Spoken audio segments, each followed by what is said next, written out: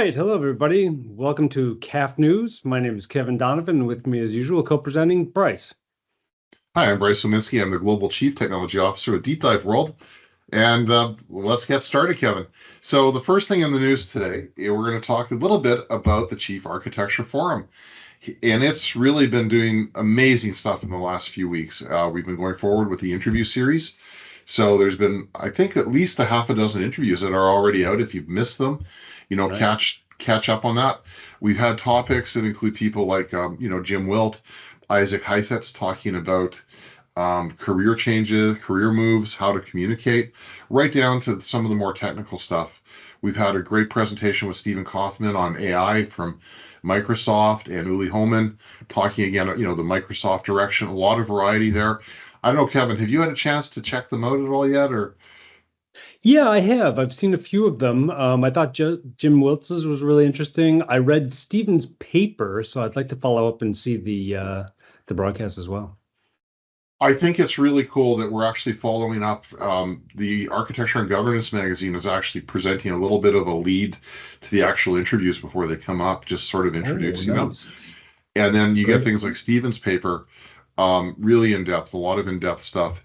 The second thing that happened, we had our recent summit where we were talking about sustainable architecture and generative AI, where we had Lisa Practical talk about sustainable architectures and Vip and Jane talk about a framework, a really good end-to-end framework on generative AI. And I thought that was really a really nice session. I think they dovetail nicely, especially with a lot of the talk on generative AI around energy consumption and sustainability and stuff like that. Yeah. Yeah, that was great. Thanks again to everybody who presented, Lisa and Rick Pestor from sustainabilityit.org. Yes. And Vipin, did a great job. And yeah, they were more hand in hand than I actually thought they would be when we were putting the program together. But they kind of asked questions of each other and referred, and then opened it to the forum. So yeah, it was a good event. It was a lot of fun. And if you weren't able to attend, I believe there's a recording, and we'll certainly hope to see you at the next one.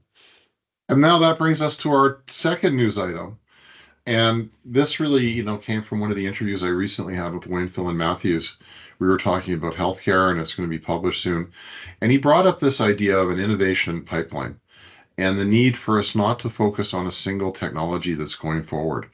So I know with all the talk recently around generative AI, what's happening with, say, quantum, and are we moving forward with that? And Kevin, I think there's been some really major things that have happened in that field.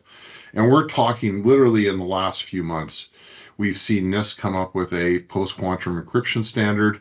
We've seen them start looking at digital signatures standards. Related to that, they're actually recently looking at 14 algorithms for quantum computing that can accelerate pattern matching. In terms of practical outcomes, we've actually seen, and this is going beyond just, simple search like sort of toy search problems.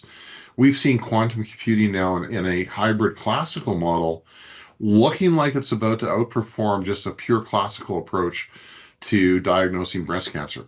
So we're starting to see some practical problems in the world. And I think, this is really happening pretty quickly. What do you think about this? Looking at quantum, I mean, there's other things in the innovation pipeline, but maybe where quantum's going. And I know we have a little bit of a diagram to put up today. We were talking a little bit earlier about the timeline, so maybe we can delve into that in a little bit more detail. Sure, yeah, that'd be great. Yeah, I know that AI, and especially generative AI, sucks all the oxygen out of the room. But it's a good idea to keep this thought of a pipeline, because yes, of course, I mean, quantum computing certainly is sort of the next large player on the horizon that I think about. I'm always kind of, like everyone, I guess, taking a look at news items and trying to decide, okay, are we getting to a tipping point? Is something, very real world use going to be happening soon? And there's, And I think we are. different I think we are, breakthroughs. Kevin. I think there's three things that are really, again, happening that I can think of off the top when we look at quantum computing. There's Qiskit, which is the IBM it's really a set of patterns that take you like on the quantum workflow right from problem through to quantum circuit representation right down to outcomes. So they're starting to model that, making it accessible. I think the second thing that's happening, we're looking at those 14 patterns for pattern matching. And I mean, that's a huge breakthrough that we're actually looking at algorithms that work. In addition, they've actually started to hone in on specialty patterns in the cryptanalysis. And finally, we're looking at model-driven engineering approaches. And if we look at against sort of a quantum timeline, we're really seeing this evolve pretty quickly, right? Like like they called in this timeline, they say 2025 peak, post quantum secure standards adoption. Well, we're there. We're already have NIST coming up with 3 of those standards, right? And we were talking a little bit about quantum supremacy. I think we're starting to see some of that, like you were pointing out a little bit earlier. Google, handled some, I would say, almost toy problems, right? And now they're moving to the real world. And then I think the real question is, Kevin, and you were kind of, I think, looking into it, some of the things that we might want to look for as signs of adoption. What are your thoughts on that? Well, I mean, there's a couple of areas that you think about that are very compute intensive. As this is talking about, PQ standing for post quantum, so secure cryptography. When will quantum computers' abilities to break encryption like RSA or AES, become a reality? Where it takes, instead of 3,820 hours, it takes a third of a second.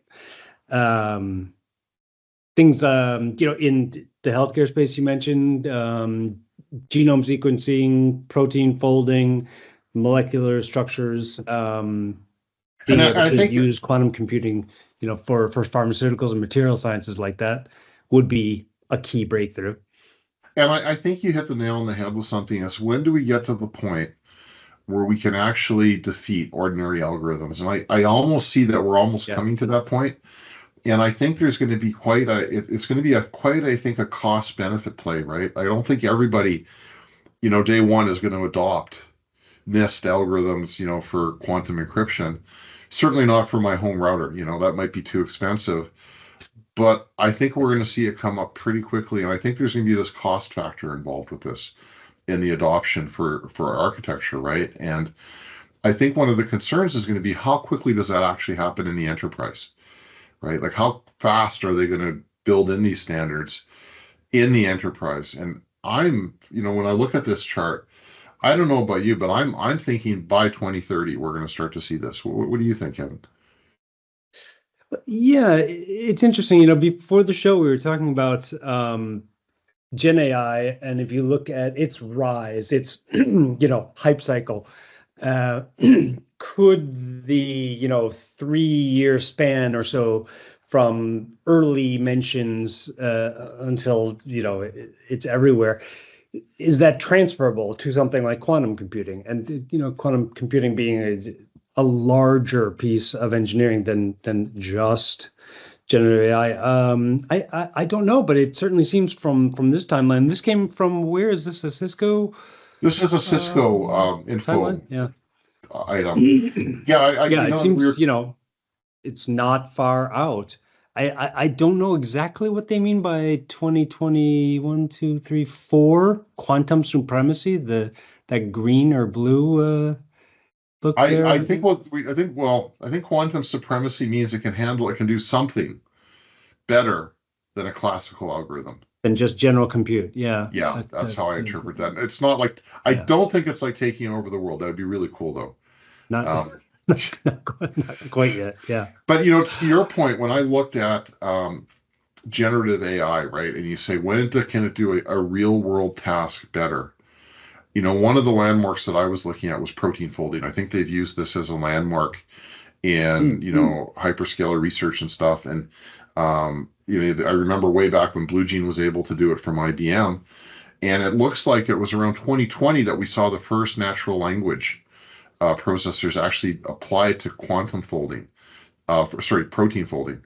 And that's about 3-4 years, and where we're at now. And I think we're starting to see some real uptake. I think natural language, large language models. I think they're starting to really take a grip on things about 3-4 years later. Now the question is, does this apply? And if I sort of translate it to this diagram, that would seem to suggest by about 2029, 2028, we should be looking at something like quantum supremacy for cryptanalysis, right? Like about 4 years from when we were first, tackling those standards. And that's kind of what's coming out here. And that's actually a little bit sobering, I think, Kevin, that it is happening so fast. Yeah, it's kind of amazing. I mean, you would think that the practical applications would be constrained by error rates, scalability. I mean, this has a 72 qubit computer clocked in around 2019. I must admit, I still have a hard time wrapping my head around the idea of what a qubit is and how many you need to perform any kind of a useful calculation. So for scaling and being able to be used for general applications, and be,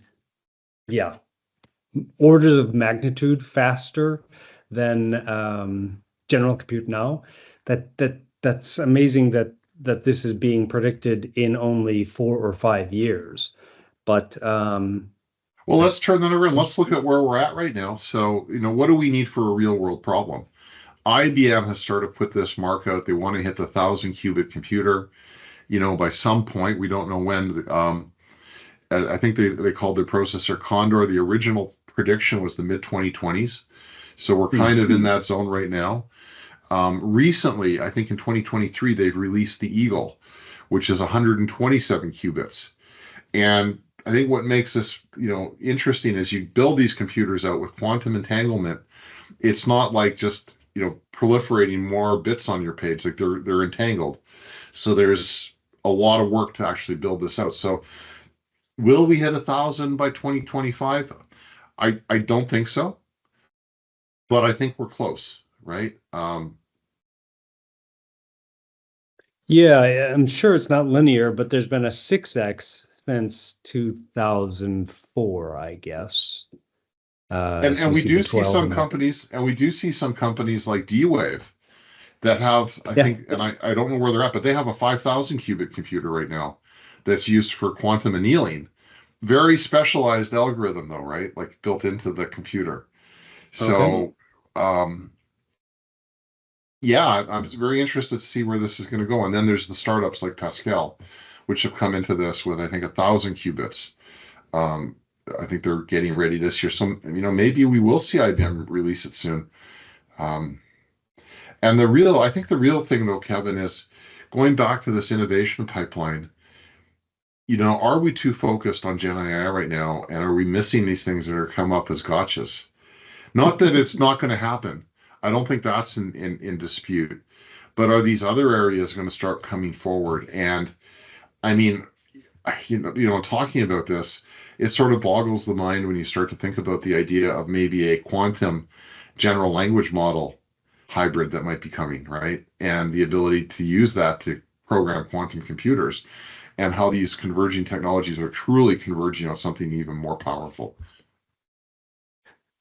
Yeah, it will of course be multiplicative, and with I don't know if it's an exponential rate of change, but yeah, just the increasing rate of change.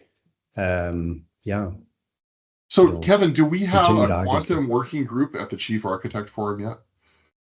I don't know that we do yet. Do we need to get one? I think. So let's ask people on this call, whoever wants to be involved in that working group. Yeah. Let's see if we can get it moving. Again, to get in, are you a chief architect? Are you working on quantum computing? Raise the hand. Put it in a message. Comment below. And I think we've covered a lot of ground. What I would love to do in a future episode, Kevin, is do a top 10 list around innovation with you. Start building our own radar. Yeah. If you're up to, that sounds really good. So yeah, that'd be fun. So a quick look at quantum computing today. Patterns are definitely out in the market.